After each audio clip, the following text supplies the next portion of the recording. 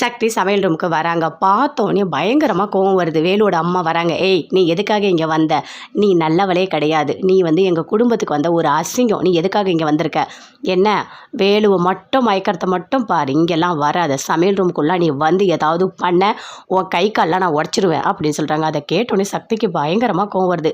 இங்கே பாருங்கள், நான் எந்த தப்புமே பண்ணலை. என் மேலே நீங்கள் பழி போடுறீங்க. எனக்கு பிரகாஷை தெரியும், அவ்வளோதான். நான் எதுவுமே பண்ணலை. ஒரு நாள் கடத்திக்கிட்டு போனோம், ஆனால் எதுவுமே நடக்கலை. நான் தூய்மையானவ, நான் சுத்தமாக தான் இருக்கேன் அப்படின்னு சக்தி சொல்கிறாங்க. அதை கேட்டோன்னே, ஆமாம், நீ சொல்கிறதெல்லாம் நான் நம்பணுமா? உண்மையை சொல்லியிருக்கா?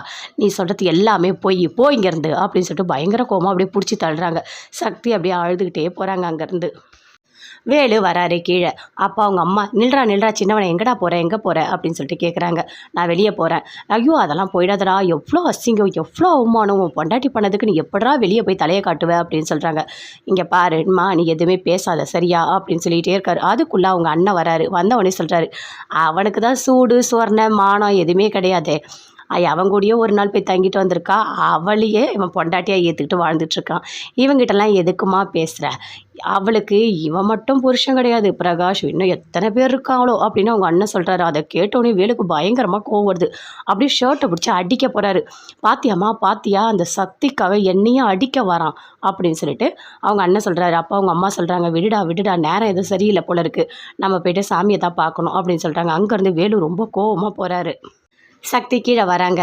வேலு காணோம், எங்கேயாவது பார்த்தீங்களா அப்படின்னு சொல்லிட்டு கேட்குறாங்க. என்ன ஆச்சு சக்தி, உண்மையை சொல்லு, நீங்கள் 2 பேருக்குள்ளே புரிஞ்சுக்கிட்டாரா இல்லையா அப்படின்னு சொல்லிட்டு தேனு கேட்குறாங்க. அப்படியே அழறாங்க. சக்தி எதுவுமே பேசவே இல்லை. அதுக்குள்ளே பாட்டிக்கிட்ட கேட்குறாங்க, அவர் எங்கே போனார் அப்படின்னு சொல்லிட்டு. மா, என்ன நடந்தது தெரியுமா? அவன் மேலேருந்து கீழே வந்த உடனே என்ன பேச்சு, ஊரில் அசிங்கப்படுத்தினா கூட பரவாயில்ல, ஆனால் அவனுக்கு வீட்லேயே ரொம்ப அசிங்கப்படுத்துகிறாங்க.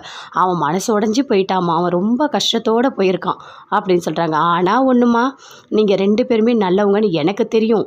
இது எல்லாமே அந்த ஈசனோட விளையாட்டு தான். கண்டிப்பாக உங்களை சேர்த்து வைப்பான். அது வரைக்கும் நான் அந்த ஈசனை விடவே மாட்டேன் அப்படின்னு சொல்லிட்டு அவங்க பாட்டி சொல்லிட்டு இருக்காங்க. சாமியார் வீட்டுக்கு வராரு. வந்த உடனே சொல்கிறாங்க, அவள் இந்த வீட்டுக்கு வந்த ஒரு அசிங்கம், அவள் என் குடும்பத்தையும் அவமானப்படுத்திட்டா, அசிங்கப்படுத்திட்டா அப்படின்னு சொல்லிட்டு இருக்காங்க. ஆனால் ஒன்று, அவள் செத்தா ரொம்ப சந்தோஷமாக இருக்கும் அப்படின்னு சொல்லிட்டு வேலுவோட அம்மா சாமியார்கிட்ட சொல்கிறாங்க. அதுக்கு சாமியார் சொல்கிறாரு, அப்படியே பண்ணிடுங்க அப்படின்னு சொல்லிட்டு. அதை கேட்டோடனே எல்லாருமே ஷாக் ஆகுறாங்க. சிவபதி, அவங்க பையன் எல்லாருமே, என்ன சொல்கிறீங்க சாமி?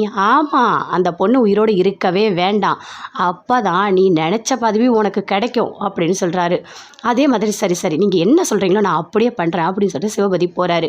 போயிட்டு அந்த கேஸ் எல்லாத்தையுமே ஆன் பண்ணி விடுறாரு. ஆன் பண்ணிவிட்டு அந்த பொண்ணு இதோட உயிரோடவே இருக்கக்கூடாது அப்படின்னு சொல்லிட்டு வீட்டில் இருக்க 3 பேருமே சேர்ந்து பிளான் போடுறாங்க.